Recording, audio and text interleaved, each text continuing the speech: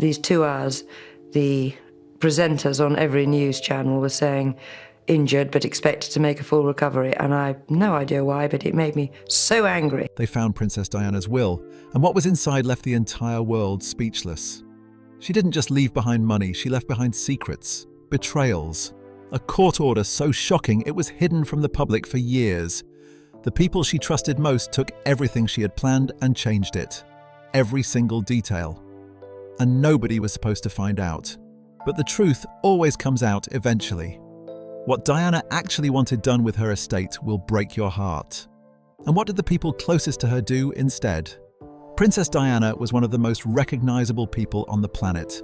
From the moment she stepped into public life in the early 1980s, the world watched her every move.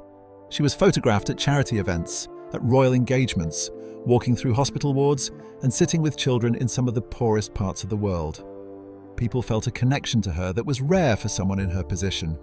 She had a warmth that cut through the formality of the royal mountain institution she had married into, and that quality made her beloved in a way that few public figures ever are. But behind the public image, Diana was also a mother, a woman navigating an increasingly difficult marriage, and someone who was quietly aware that life could be unpredictable. It was that awareness, perhaps, that led her to sit down on the 1st of June 1993 and sign her last will and testament. She was 32 years old. To put that in context, 1993 was still a relatively settled period in Diana's life, at least on the surface. She was still married to Prince Charles and still carrying out her duties as a senior member of the royal family. The years ahead would bring dramatic change. Her landmark interview with the BBC's Panorama programme, in which she spoke openly about her marriage and her struggles, was still 2 years away. The formal divorce from Charles would follow in 1996, and the Paris car crash that killed her on the 31st of August, 1997, was still 4 years in the future. When Diana signed her will, none of that had happened yet. Her will was, by many accounts, straightforward. This is worth noting because wills within the royal family are often anything but. Prince Philip's will, for example, was sealed by a court order and will not be made public for 90 years after his death.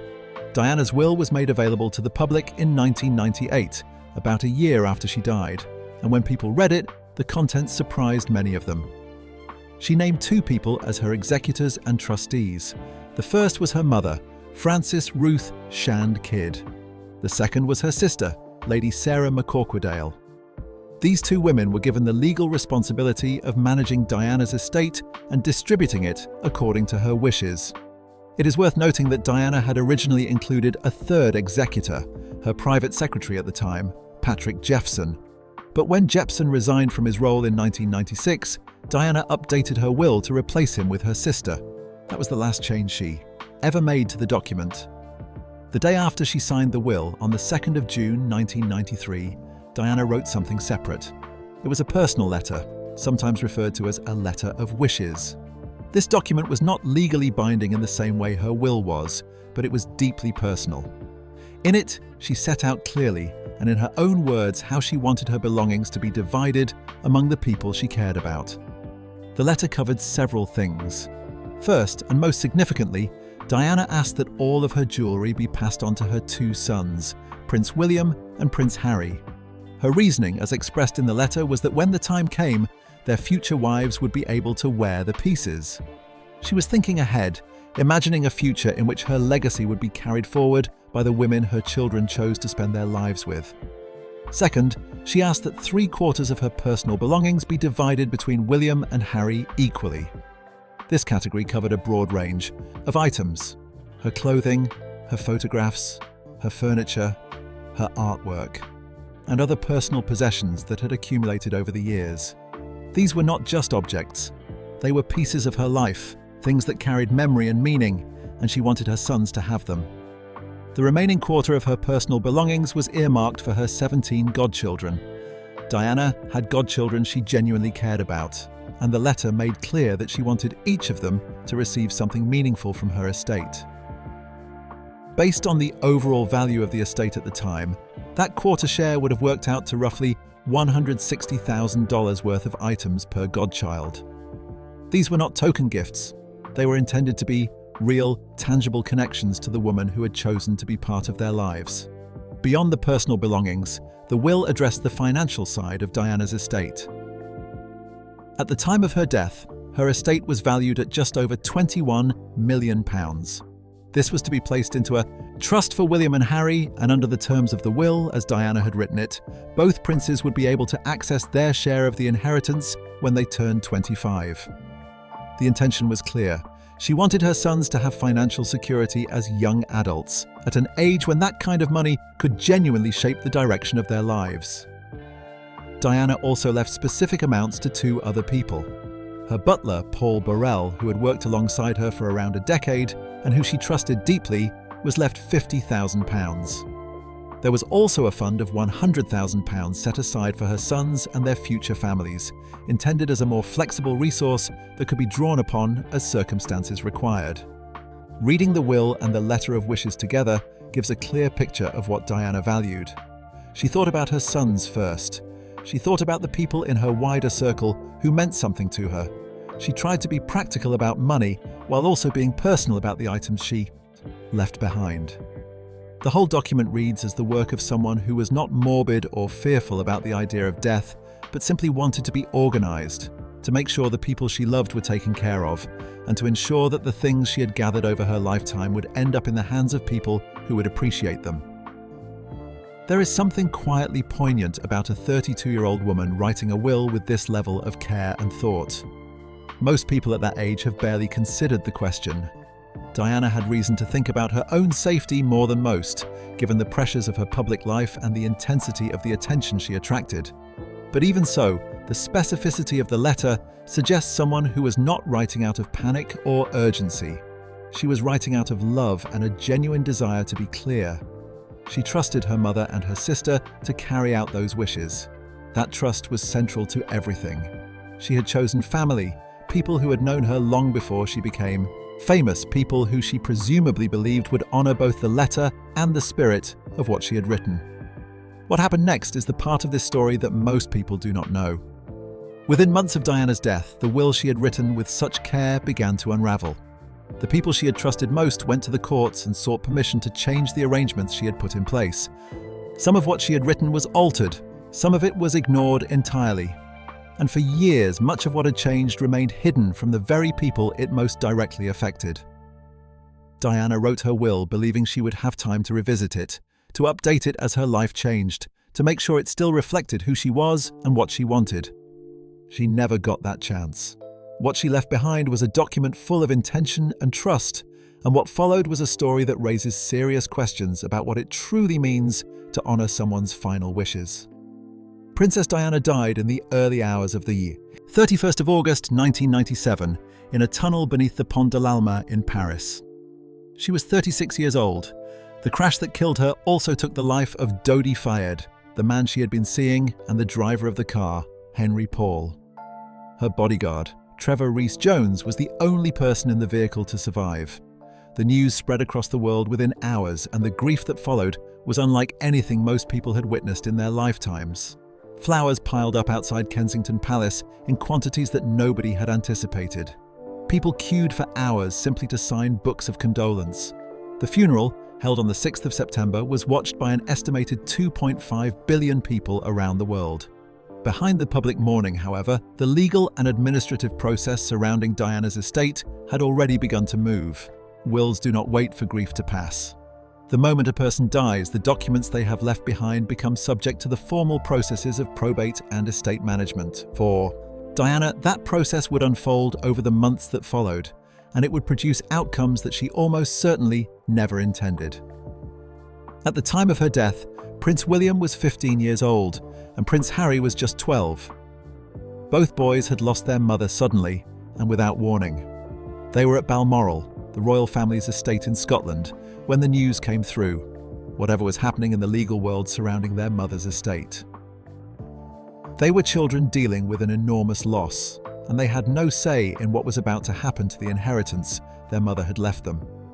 In December of 1997, just 4 months after Diana's funeral, her mother Frances Shand Kidd and her sister Lady Sarah McCorquodale made an application to the High Court of Justice in England. They were seeking what is known as a variation order. In simple terms, this is a legal mechanism that allows the executors of an estate to request changes to how that estate is distributed, even if those changes differ from what the deceased person wrote in their will or their accompanying documents. The court considered the application and approved it. The changes that followed were significant. The first change concerned the age at which William and Harry would be able to access their inheritance. Diana had written clearly in her will that her sons should receive their share of the estate when they turned 25. The variation order raised that age to 30. The compromise built into the new arrangement was that the princes could begin receiving interest generated by the trust from the age of 25, but the principal sum itself would remain locked away until they reached 30. The justification put forward for this change centered on the idea that two young men growing up in the public eye, under the scrutiny that came with being royal, might not be best placed to manage tens of millions of pounds at 25. It was framed as a protective measure, a way of giving them more time to mature before taking on the responsibility of such a large sum. That reasoning is not entirely without logic. Managing significant wealth is complicated, and there are genuine arguments to be made for delaying access to large inheritances. But what makes this particular decision sit uncomfortably with many people is a simple fact. Diana had specifically chosen 25. She had thought about it, written it down, and signed her name to it. The executors made the decision to change it without consulting the princes, who were, of course, still minors at the time, and therefore had no legal standing to object even if they had wanted to. The people who were supposed to be acting in their interests made a unilateral decision that directly affected them, and neither boy had any say in the matter. The second change was more controversial still, and it involved the people perhaps least equipped to protect themselves in this situation: Diana's godchildren. As set out in her letter of wishes, Diana had asked that a quarter of her personal belongings be shared among her 17 godchildren. She had been specific about this. The letter, written the day after she signed her will, made her intentions plain. Each godchild was to receive a meaningful portion of her personal estate, which, at the time of her death, worked out to roughly $160,000 worth of items per child. These were not symbolic gestures. Diana had a substantial personal collection of clothing, jewelry, artwork, photographs, and other possessions, and she had expressly asked for a significant portion of that collection to go to the children she had agreed to be a godparent to. What actually happened was very different.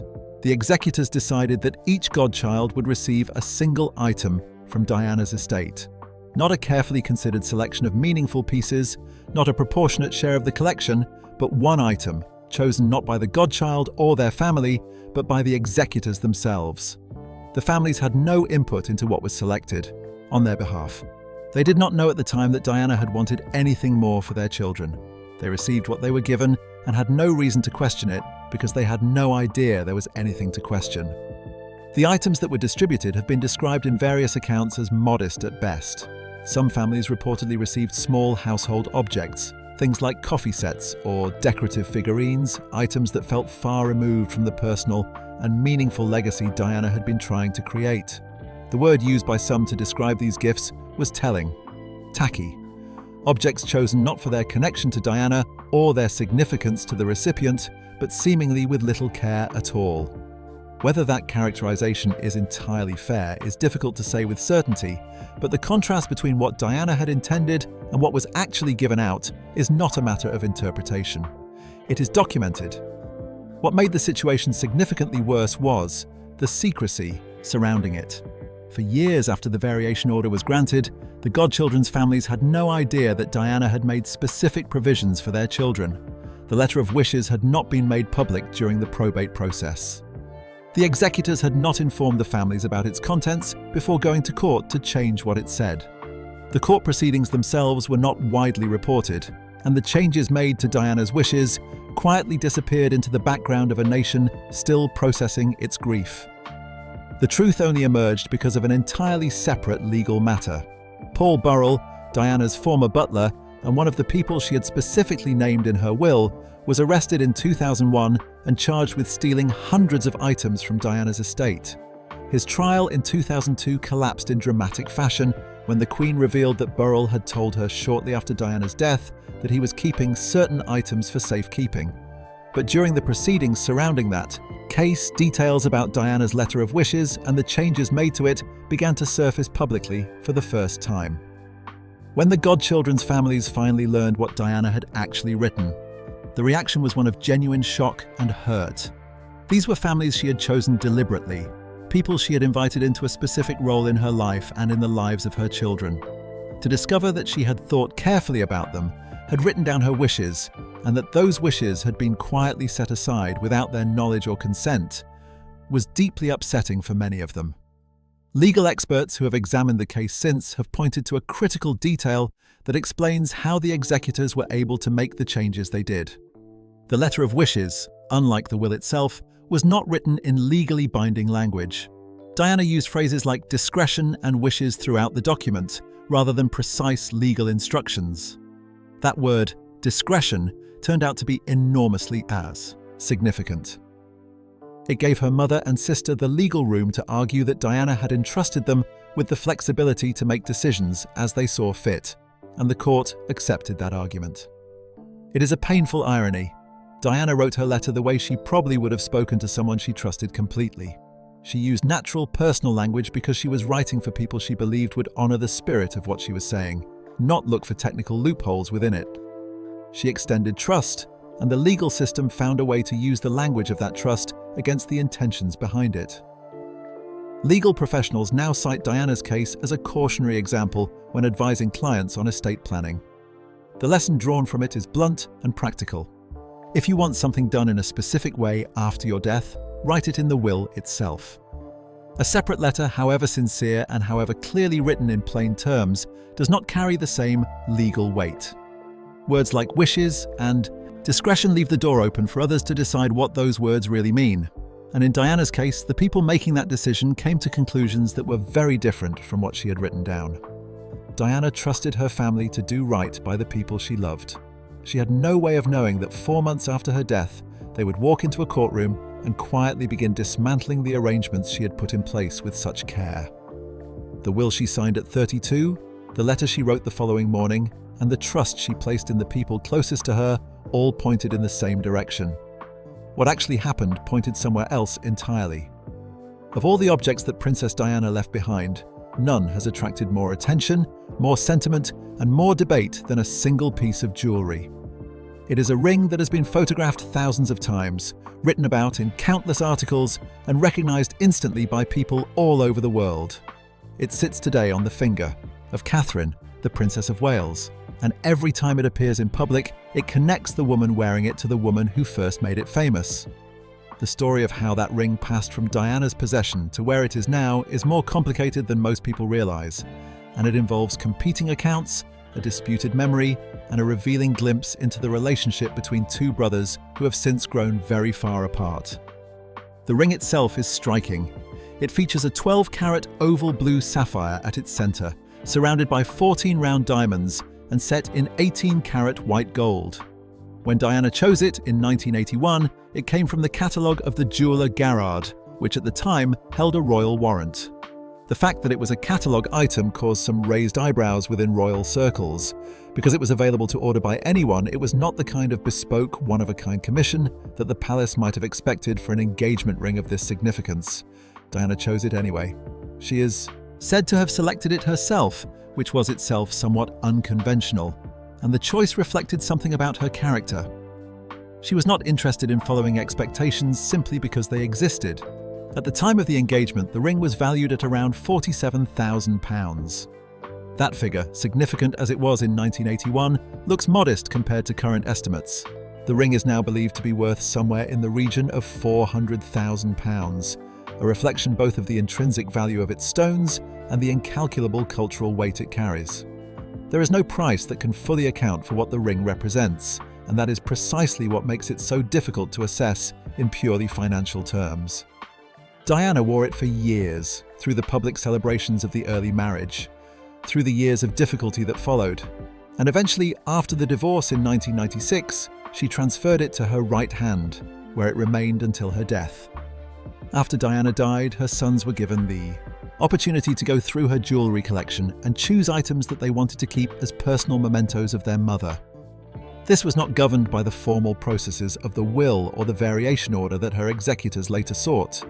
It was a private, human moment in the aftermath of an enormous loss, two boys picking through the possessions of the woman they had loved most, looking for something to hold on to. According to Paul Burrell, Diana's former butler, who wrote about his time with her and spoke publicly about the events following her death, the choices the brothers made were telling. William, the elder of the two, selected his mother's Cartier tank watch.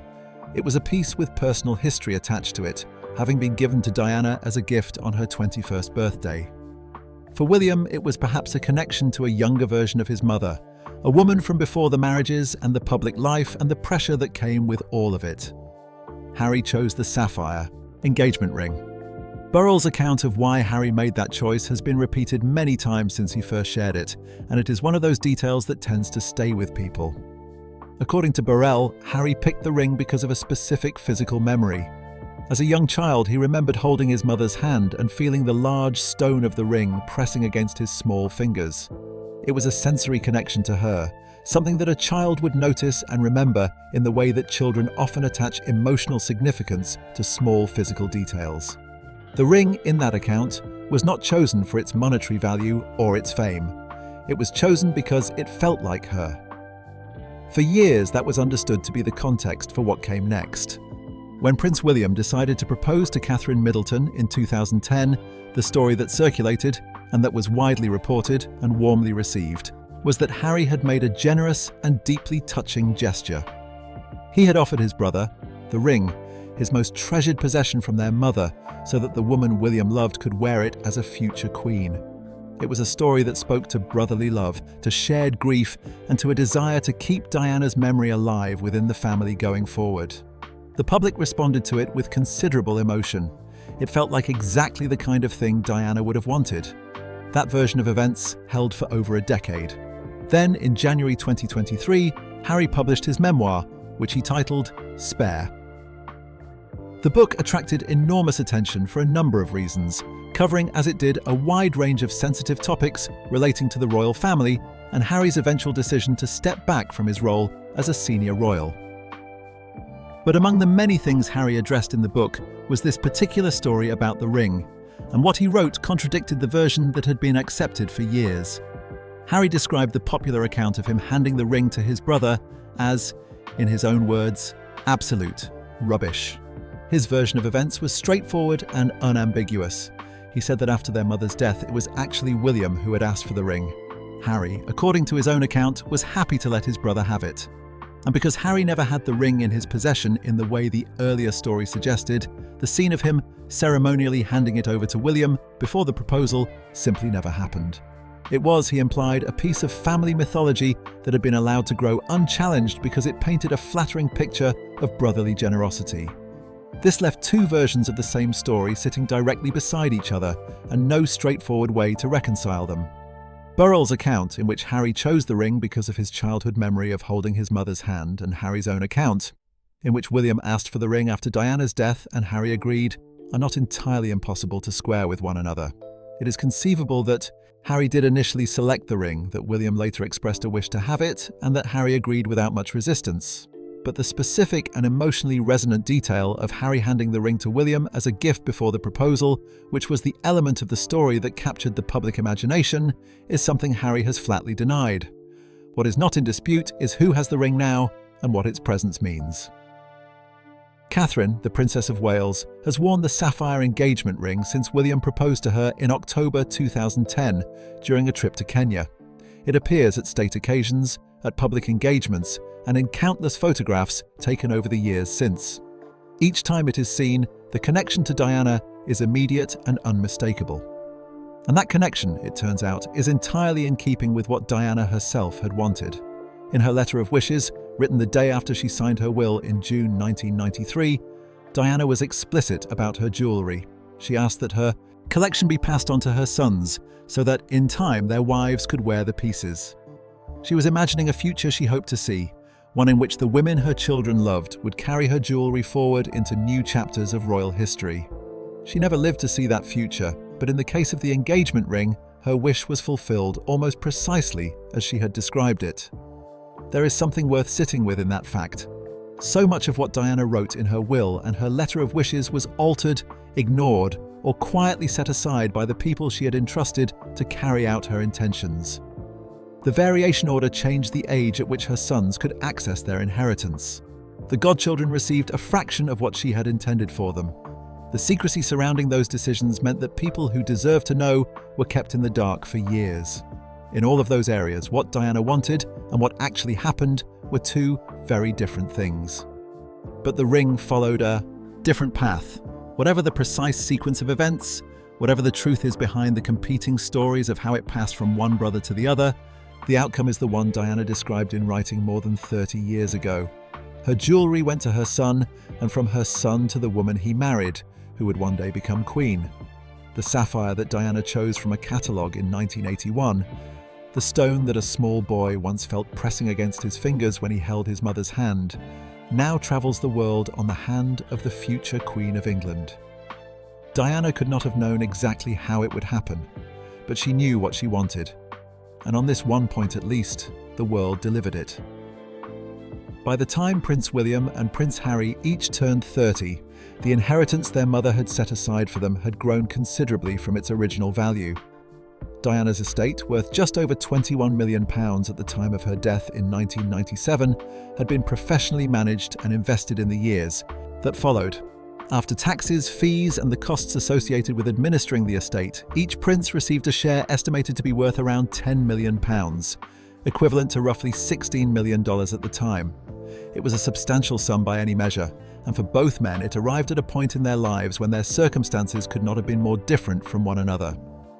For William, the inheritance was meaningful but not transformational in the way it might have been for someone without his position. As the future King of England, William's financial security was never genuinely in question. His path was always going to lead toward the crown, and with that came access to resources on a scale that went far beyond what any private inheritance could provide.